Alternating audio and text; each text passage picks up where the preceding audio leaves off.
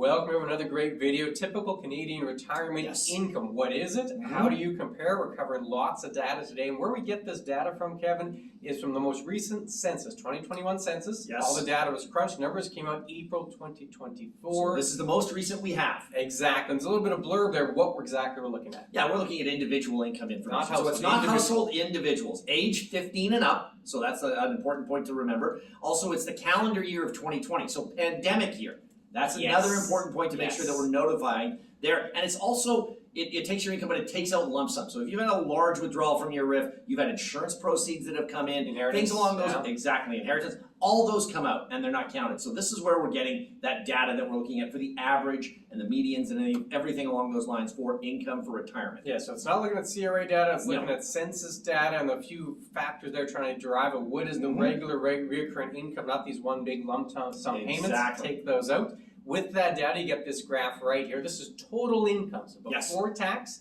And you can see lots of little bubbles there. The white bubble for each age category is the average, and then you have all the percentiles. So you have the 10th percentile all the way up to the 99th percentile. So 99th percentile means for that age category, that the top level, you're making more than 99% of other folks in that category, the fabled 1% zone. That's where you'd be. And if you're in the 10%, well, unfortunately, 90% of the incomes are above yours. Higher. But you can see a pattern there, right, Kevin? Yeah, we're starting to see is, the low age, we expect that. 15, you're not doing much. You get in your early 20s, it's the same thing. You sort of hit that peak level around that 55 age bracket, somewhere close to there, and then you start to see it slowly go down again. But that's the main thing. You've saved all that retirement, you're getting ready for it, you're getting closer to that time frame. Some people are retiring earlier, so that could be a big value as to why you're seeing that median number go down. Yeah, and if we zoom in, because we're looking at retirement, we zoom in at that 65 plus category, you get the table listed here. Now the 65 plus category, that doesn't mean they're retired. No, not at all. Some of them could be working and influencing the numbers here, but you can see the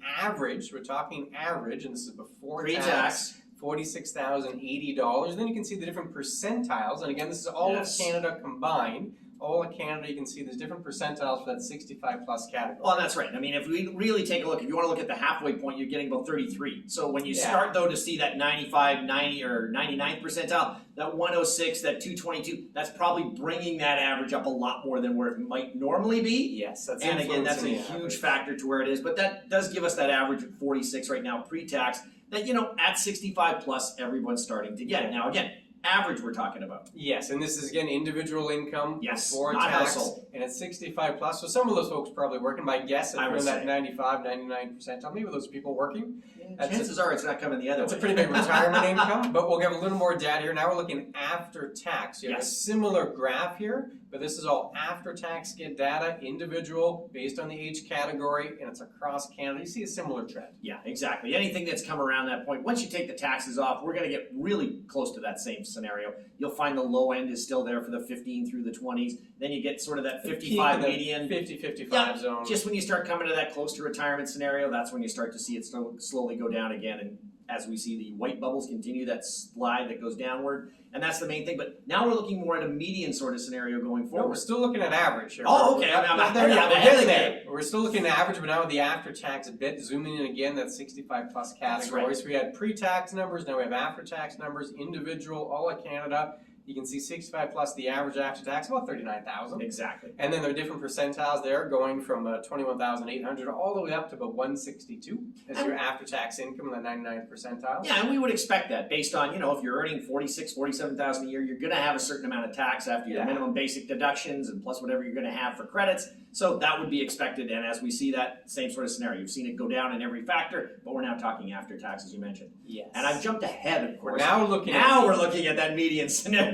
Yeah, the census data is broken up into different categories here. So we just reviewed the first category, which was all about averages. They had a different part that allowed you to get a little more segmented on the age. So it's not just 65 plus, you had 65, 66, 67, all the way up to 70, and then 70 plus. Yes. But they looked at median there, different measure of central tendency. So it's not an average, it's the middle value. So a little less influenced by these extreme numbers. And you can see they also had 2 years when we went to this segment of the census data, that 2019 and 2020. Yeah, and as we can see here, there's basically that sort of inflation movement going up. I mean, you go from sort of that 65 at 38.8 and you're at 40,000 by the time you get to 2020. Yeah, not a big change. On the 65, not. And then again, you're seeing the same sort of thing when you're at 66. But if you notice, the big scenario is by the time you get to that 70 plus, Lower all of number. a sudden Yeah. we're below 30 all of a sudden now. As we're almost at 40 at one point, now we're below 30. Again, a lot of that probably contracted for the fact that nobody's really working at 70 plus. We are assuming that maybe you work 66, 68, then all of a sudden you're saying, no, I've had enough. That's when you start to see this median number go down, and that's going to have a big influence on what you And got if you're going trying forward. to drive to the retirement income, that 70 plus category, probably a better representation. I think it is, yeah. Because the part-time work is maybe phased out or much lowered by that point. Mhm. So this is probably a better true measure of the median total income for Canadians in that retirement category. You can see 70 plus, this is before tax. That's right. In 2020, it was about $30,800. Yep. And then we flip to the after-tax chart, same details here, still looking median, looking for the 2 years. And you can see a slight difference here in the after-tax amount. That's exactly. You're seeing at 65, again, if you're closer to 40, you probably get a little bit more taxes than you do if you're closer to 30. So you're going to see that sort of 33. And again, it's higher though when we get to 2020. You're getting a little bit more than you did beforehand on that Yeah. median with the average. So again, same sort of scenario you're seeing, only there's a little more money in your pocket in 2020 than there was in 2019. But it's the same scenario. You see 65 is higher than where you're at 70. And again, we figured that that's probably due to more retirement and everything else going along those That's lines. our interpretation. Yes. I don't actually say that in the data. No, it That's doesn't. our interpretation of the data. What's your interpretation of all these numbers? That's a Put it big in the one. comments. We'd love to hear it. Love to engage in the comment section. Or if you have a more direct question, go to chatwithclintonkevin.com. It's a mouthful. But it comes right to us. We answer those. It doesn't go to No a robot. robots. It's us actually replying, and we're happy to hear from you, happy to have the individual conversation. We have lots of other videos when it comes to retirement spending, including the one on the screen now, in terms of how much can I spend in retirement. If you like this video, certainly like that video, click on that one. We'll see you again very soon. Take care.